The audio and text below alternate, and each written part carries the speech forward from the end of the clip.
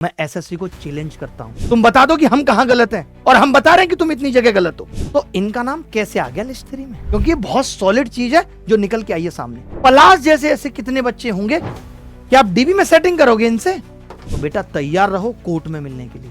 कितने बच्चों के सपने तूने मार दिए। तो हम सारे प्रूफ के साथ जाएंगे। क्या ये रिजल्ट में स्कैम नहीं है? नमस्कार, मैं अभिनय शर्मा आपको कुछ बताने आया।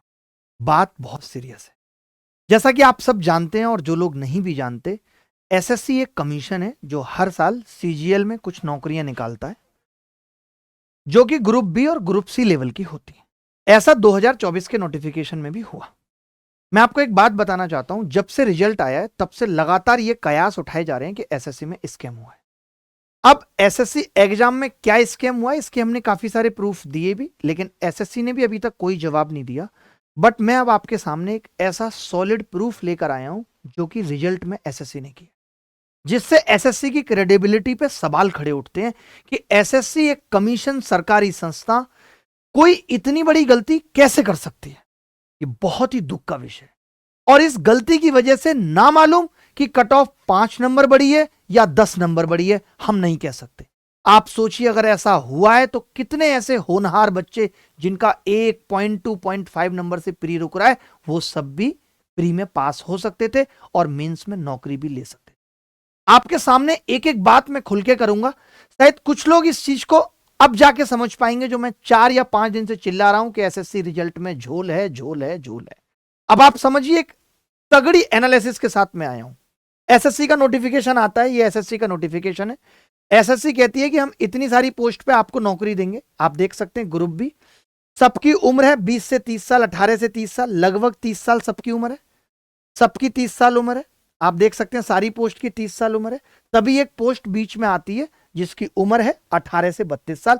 यानी अगर आप 18 और 32 के बीच में, तो आप इस पोस्ट के लिए एलिजिबल हैं, जिसका नाम है जूनियर स्टैटिस्टिकल ऑफिसर। आप इस पोस्ट का फॉर्म भर सकते हैं। ठीक है। हमारा एक साथी भाई निकल के आता, कहता है कि मैं भी इस बार एसएससी का फॉर्म भरूंगा। आपने मेरे बहुत सारे बैचेज में, यूट्यूब के लाइव बैच में देखा होगा, मैं हमेशा एक नाम लेता हूं, पलाश भाई, पलाश भाई। जब आप ऑफलाइन क्लासेस में भी कभी पढ़े हो तो भी मैं कहता था पलाश भाई, पलाश भाई। अब पलाश भाई ये फॉर्म भरते हैं और ये किस पोस्ट के लिए एलिजिबल है? सिर्फ जूनियर स्टैटिस्टिकल ऑफिसर के लिए एलिजिबल है। दूसरी बात, आपको लग रहा होगा कि क्या 32 साल तक ही बच्चा कोई ना कोई पोस्ट ले सकता है? कुछ कोटा भी अवेलेबल है, जैसे मैं आपको दिखाता हूं। आप देख सकते हैं, पहले ये वाली बात देख लीजिए कि 18 से 32 वाली पोस्ट में वही बंदा एलिजिबल है जो 2 अगस्त 1992 के बात का है। यानी कब से कब तक? 2000, मतलब इससे पहले का नहीं होना चाहिए। कहने का मतलब 2/8/1992 से पहले का नहीं होना चाहिए वो बंदा। ठीक है।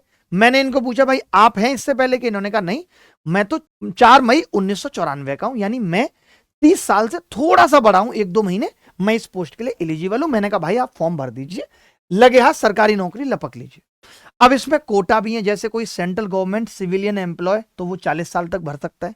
बट आप जानते हैं कि ये 7-8 साल से तो मेरे साथ ही हैं और ये ऐसे किसी भी कोटा के लिए एलिजिबल नहीं है। मैं आपको इनका फॉर्म, एप्लीकेशन फॉर्म, रिजल्ट सब कुछ दिखाऊंगा। ठीक है। अब एसएससी का रिजल्ट आता है। एसएससी का रिजल्ट आया और 3 लिस्ट बनी एसएससी के रिजल्ट में। मैं आपको बताता हूं कौन कौन सी। एक आई लिस्ट 1, एक एसएससी ने लिस्ट 1 जारी की जिसमें उसने उन लोगों का नाम दिया जो जूनियर स्टैटिस्टिकल ऑफिसर के लिए अवेलेबल है, मतलब एलिजिबल है। उन्होंने लिस्ट 2 में क्या कहा, समझिएगा ध्यान से। लिस्ट 2 में स्टैटिस्टिकल ऑफिसर के लिए अवेलेबल है और बाकी एक इन्होंने लिस्ट 3 दी, लिस्ट 3, जिसमें ऑल अदर पोस्ट है इनके अलावा, ऑल अदर पोस्ट जो इनके अलावा है। ठीक है। अब हम तीनों लिस्ट का रिजल्ट खोलते हैं, आपको दिखाते हैं तीनों लिस्ट। ठीक है। अब मैं आपके सामने तीनों लिस्ट दिखाता हूं। रिजल्ट आया, ये पलाश भाई का आप देख सकते हैं, ये इनका डेटा है, ये इन्होंने एप्लीकेशन फॉर्म भरा। आप देख सकते हैं इनकी कैटेगरी कौन सी है, यूआर है। ये इनकी फोटो है, मैं आपको इनके सामने लाता हूं, आपको दिखाता हूं। पलाश भाई इधर आओ। आप देख सकते हो ये पलाश भाई हैं। ठीक है, ये पलाश भाई हैं। आप इनकी फोटो से मैच कर सकते हो। ये इनका रजिस्ट्रेशन नंबर है 958, ये इनका रिजल्ट है। पलाश अग्रवाल, माता जी का नाम सुमन अग्रवाल, सारा डेट है। डेट ऑफ बर्थ कितना है? 4/5/1994, जो मैंने बताया था आपको। आप रिजल्ट में भी देख सकते हो डेट ऑफ बर्थ 4/5/1994, ठीक है। अब आपने देखा इनके नंबर कितने आए, रीजनिंग में 48, जनरल अवेयरनेस में बस 8 ही आए, क्वांटिटेटिव एप्टीट्यूड में 48, इंग्लिश में 42.5, क्योंकि ये इंग्लिश और मैथ्स के बहुत तगड़े धुरंधर है, बहुत बड़ा लेवल है। इनका रॉ स्कोर 146.5 है और इनका नॉर्मलाइज स्कोर 158 है, ठीक है। अब मैं आपको रिजल्ट दिखाता हूं। सबसे पहले आप रिजल्ट खोलिए, आप देखेंगे रिजल्ट आया, पेपर हुआ, उसके बाद रिजल्ट आया, और रिजल्ट इन्होंने बोला है कि हमने टीयर 1 एग्जाम का जो रिजल्ट है कैटेगरी वाइज, जो भी बच्चे टीयर 2 के लिए क्वालिफाई किए उनकी अलग अलग कट ऑफ निकाली है। हमने 3 लिस्ट जारी की है, एक तो जेएसओ के लिए जिसके लिए पलाश भाई एलिजिबल थे, लिस्ट 1, एक स्टैटिस्टिकल इन्वेस्टिगेटर के लिए लिस्ट 2, और ऑल अदर पोस्ट के लिए लिस्ट 3 इन्होंने जारी की। अब मैं आपको कट ऑफ पे ले चलता हूं। अब आप कट ऑफ देख सकते हैं, ये कट ऑफ है लिस्ट 1 की। लिस्ट 1 कौन सी? यानी कि जेएसओ की। उसकी यूआर कैटेगरी की कट ऑफ कितनी है? 167 कट ऑफ है, और टोटल बच्चे कितने देखते रहे ना, 18,436 लोगों को इन्होंने क्वालिफाई किया। बिल्कुल सही बात है, आगे बढ़ते हैं। अब आप देखेंगे ये लिस्ट 2 है, जिससे हमें मतलब नहीं है क्योंकि उसके लिए एलिजिबल भी नहीं थे। 170 इसकी कट ऑफ है, ठीक है, आगे बढ़ते हैं। अब जो मेन कट ऑफ थी, जो बाकी की सारी पोस्ट की कट ऑफ थी 30 साल से छोटे लोगों के लिए, छोटे बच्चों के लिए, वो थी यूआर की कट ऑफ 153। पलाश भाई के नंबर आप सबने देखे, आपने इनके नंबर देखे कितने थे? 158। मैं दोबारा दिखा देता हूं इनके नंबर, आप देखो। पलाश भाई के नंबर आप सबने देखे, इनके नंबर कितने थे? 158। 158 इनके नंबर थे। यानी ये किस कैटेगरी के लिए, क्या ये जेएसओ बन सकते हैं? आप बोलेंगे नहीं सर, जेएसओ की कट ऑफ तो 167 थी, ये लिस्ट 2 के लिए भी एलिजिबल नहीं है। और लिस्ट 3 की कट ऑफ तो इन्होंने क्लियर की है, 158 मार्क्स इन्होंने कट ऑफ क्लियर की है लिस्ट 3 की, लेकिन ये लिस्ट 3 की किसी भी पोस्ट के लिए एलिजिबल नहीं है, क्योंकि इनकी उम्र 30 पार हो चुकी है, ये उम्र दराज हो चुकी है। अब आपको मैं रिजल्ट चेक कराता हूं, तीनों लिस्ट पे आते हैं। अब आप रिजल्ट देखिए, ये लिस्ट 1 है। चलिए पलाश भाई को लिस्ट 1 में सर्च करते हैं, ये इनका रोल नंबर है। आपको पता है कि लिस्ट 1 जेएसओ के लिए थी, तो पलाश भाई लिस्ट 1 में नॉट फाउंड आ रहे हैं। क्यों आ रहे हैं नॉट फाउंड लिस्ट 1 में? आपने रोल नंबर देख लिया था ना इनका, यही है, याद रखना, मैं बाद में मैच भी करा दूंगा। तो लिस्ट 1 में ये इसलिए नहीं है क्योंकि लिस्ट 1 की कट ऑफ 167 थी, उसको ये क्वालिफाई नहीं कर सके। इन्होंने इसके बाद देखा ही नहीं, इन्होंने कहा छोड़ देते हैं, जब हमारा जेएसओ हमारे लिए था और उसको हम क्वालिफाई नहीं कर पाए। इनके दोस्त ने देख के बताया, लिस्ट 2 चेक की, उसका मन नहीं माना कि 2 भी चेक करता हूं। अब आप लिस्ट 2 में देखेंगे, लिस्ट 2 में भी नहीं है, क्योंकि ये तो इन्होंने भरा ही नहीं था, ना ही उसके लिए एलिजिबल थे स्टैटिस्टिकल इन्वेस्टिगेटर के लिए। रोल नंबर 600 500 50 41 पलाश अग्रवाल, फादर का नाम हेमंत अग्रवाल, मदर का नाम सुमन अग्रवाल। इनकी डेट ऑफ बर्थ 4 5 9 और 9 इनकी कैटेगरी है, जो यूआर की कैटेगरी है। तो मैं एसएससी से ये पूछना चाहता हूं कि आपने इन्हें लिस्ट 3 में क्वालिफाई तो करा दिया, आपने इन्हें लिस्ट 3 में क्वालिफाई तो करा दिया, क्या ये लिस्ट 3 की किसी भी पोस्ट के लिए एलिजिबल हैं? नहीं। तो आप इनका मेंस लेना क्यों चाहते हैं? इनका खुद का कहना यह है कि मैं लिस्ट 3 में आ गया हूं, मैंने खुद ही कट ऑफ बढ़ा दी, जबकि मैं किसी भी पोस्ट के लिए एलिजिबल नहीं हूं। अब ये भाई चाहें तो ये अभी मेंस की भी कट ऑफ बढ़ा सकते हैं नहीं? बताइए, अगर ये मेंस देंगे, पोस्ट इनको कोई मिलनी नहीं है, लेकिन कट ऑफ तो बढ़ा सकते हैं ये। तो जो बच्चे सेलेक्ट हुए ना, उनके मुंह पे, और जो नहीं रह गए कुछ नंबरों से, उन दोनों के मुंह पे तमाचा है कि वो सोचें कि ये बंदा हम दोनों की कट ऑफ बढ़ाने के लिए जिम्मेदार है। अब ये तो एक अकेला है पलाश भाई, आपको क्या लगता है ऐसे कितने बंदे होंगे? इसका हिसाब कौन देगा? मैं आपको इसका एक छोटा सा प्रूफ दिखाता हूं। एक बात बताओ, इनके जैसे मान लेते हैं सिर्फ 3000 बच्चे थे, फॉर एग्जाम्पल 3000 बच्चे थे आपके जैसे, जो 30 साल से थोड़ा ऊपर थे और 32 साल से नीचे, 30 और 32 के बीच में 3000 बच्चे थे, और वो तीनों के तीनों हजार बच्चे क्या करेंगे? वो किस पोस्ट के लिए भरेंगे? जेएसओ के लिए भरेंगे। तो या मैं 2500 मान लेता हूं, चलो आपके कहने पे, यानी 2500 ऐसे बच्चे हैं जो सिर्फ जेएसओ के लिए अवेलेबल हैं।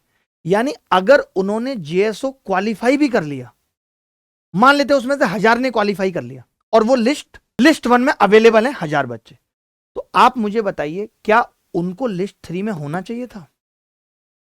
नहीं होना चाहिए था ना। जिन बच्चों ने लिस्ट 1 की कट ऑफ क्वालिफाई कर ली, ये तो वो लोग थे जिन्होंने क्वालिफाई की नहीं है बेचारों ने, इनको डाल दिया लिस्ट 3 में। और ऐसे बच्चे जिन्होंने लिस्ट 1 की कट ऑफ क्वालिफाई कर ली, सिर्फ जीएसओ के लिए एलिजिबल हैं, वो तो लिस्ट 3 में नहीं होने चाहिए थे। बट दुख की बात यह है कि पूरे के पूरे 18,000 समथिंग बच्चे जो लिस्ट 1 में हैं, वो पूरे के पूरे अवेलेबल हैं लिस्ट 3 में। यानी ऐसा कोई बच्चा है ही नहीं जो कमबख्त 30 और 32 के बीच में है। यानी सारे बच्चे 30 साल से छोटे थे। आप मेरी बात को समझ पा रहे हैं नहीं? लिस्ट 3 में वो बच्चे हैं जो 30 साल से छोटे हैं, होना चाहिए था। लिस्ट 1 में वो बच्चे भी हैं जो 30 से छोटे हैं और 30 और 32 के बीच में भी हैं। लेकिन लिस्ट 1 के सारे बच्चे लिस्ट 3 में हैं, यानी list 1 is the subset of list 3। अब मैं आपको इसका प्रूफ दिखाता हूं। खोलिए जी एक्सेल, बंदा लगाया हुआ हमने एक्सेल पे, आप देखिए। ये लिस्ट 3 है। लिस्ट 3 में कितने बच्चे सेलेक्ट हुए हैं आप बता सकते हैं?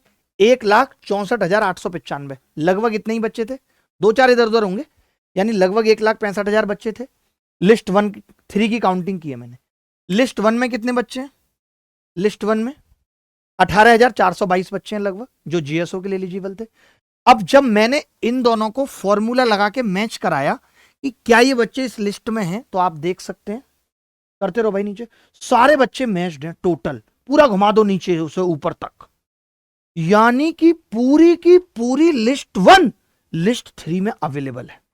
1-2 पे जहां अनमैच्ड लिख रहा है, नॉट मैच्ड, वो इसलिए लिख रहा है क्योंकि यहां रोल नंबर ही नहीं है, तो ये चिंता मत करना, यहां रोल नंबर नहीं है इसलिए नॉट मैच्ड आ रहा है। बट जहां जहां भी रोल नंबर है वो सारे के सारे मैच्ड हैं। आप चाहो तो 100, 200, 500 रोल नंबर खुद भी ट्राई कर लेना। पूरी की पूरी लिस्ट 1 लिस्ट 3 में अवेलेबल है। क्या ये रिजल्ट में स्कैम नहीं है? यानी कोई ऐसा बच्चा है ही नहीं जो 30 से बड़ा है, क्योंकि अगर कोई बच्चा 30 से बड़ा है तो वो लिस्ट 3 में क्या कर रहा है, मैं ये एसएससी से पूछना चाहता हूं। आपको नहीं लगता कि ऐसे अगर 1,000, 2,000, 3,000, 4,000 भी बच्चे रहे, क्योंकि एक तो ये वो बच्चे हैं जो 30 पार कर चुके हैं, इनको तैयारी करते हुए भी वक्त हो गया, यानी इन्होंने टाइम लिया है। आप सोचिए ये वो बच्चे हैं जिनको पहले से ही पता है कि हमारी कट ऑफ तो 170 प्लस जाएगी, इनकी तैयारी का लेवल आप सोच सकते हो। आप सोचो पलाश भाई ने बिना तैयारी के भी पेपर दिया तो इनके 159 नंबर आ गए लगभग, और इनको लिस्ट 3 में डाल दिया। यानी ऐसे अगर 1,000, 2,000 बच्चे भी लिस्ट 3 में तो क्या लिस्ट 3 की कट ऑफ इससे बड़ी नहीं है?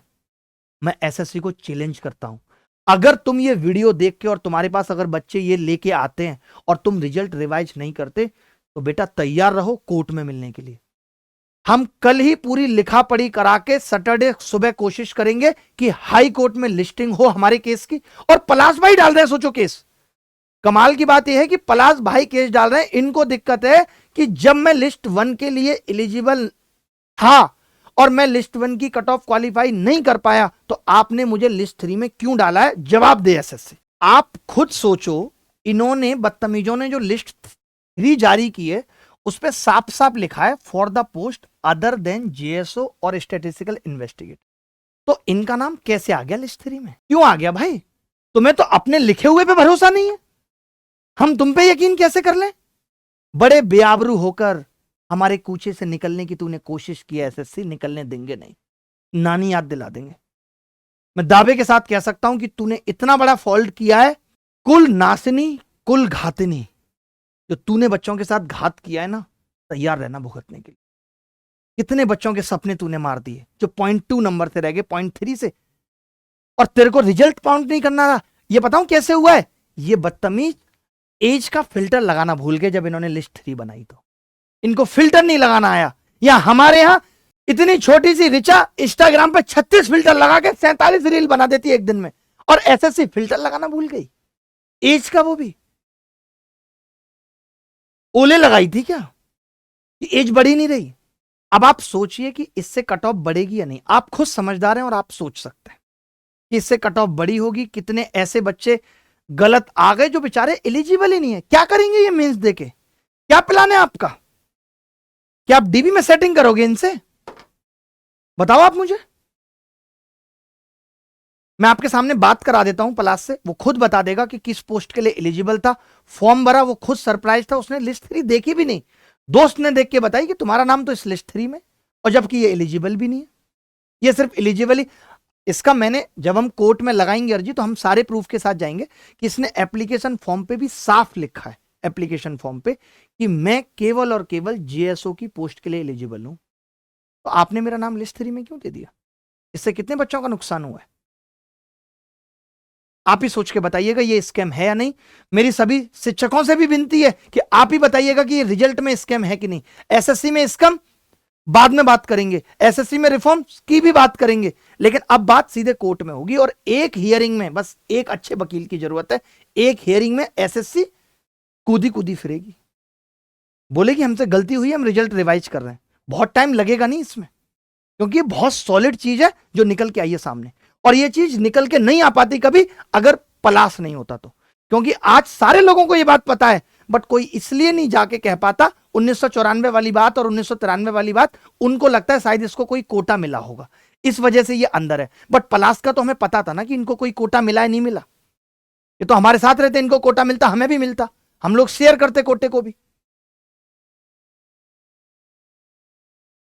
बहुत हो गया एसएससी, तुम्हारा खेल खत्म है अब। या तो तुम्हें हम औकात पे ला देंगे, वरना तुम भूल जाओगी पेपर लेना भी। चैलेंज है तुम्हें, तुम बता दो कि हम कहां गलत हैं, और हम बता रहे हैं कि तुम इतनी जगह गलत हो। तुम तो उस बेवफा से भी बेवफा निकली, जिसने कम से कम 8 दिन बाद ही कह दिया था कि तुम मेरे लायक नहीं हो। तुम तो साल भर तैयारी करा के, पेपर दिला के, 1.5 साल, 2.25 साल बाद, 4 साल बाद घिसने के बाद कहती हो कि तुम मेरे लायक नहीं। और पता है मेरे पास ऐसे और भी प्रूफ्स हैं, 2 4 5 बच्चों के और भी प्रूफ्स हैं, बट एक ही प्रूफ काफी है ये साबित करने के लिए।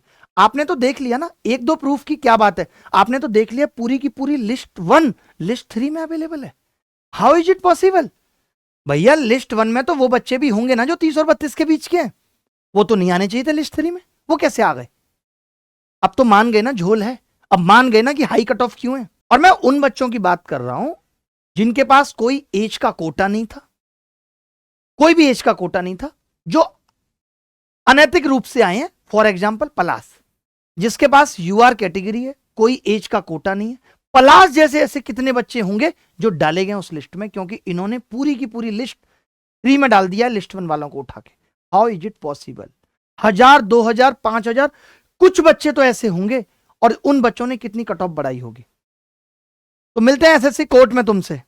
याद रखना हमारी शकल और सूरत। धन्यवाद।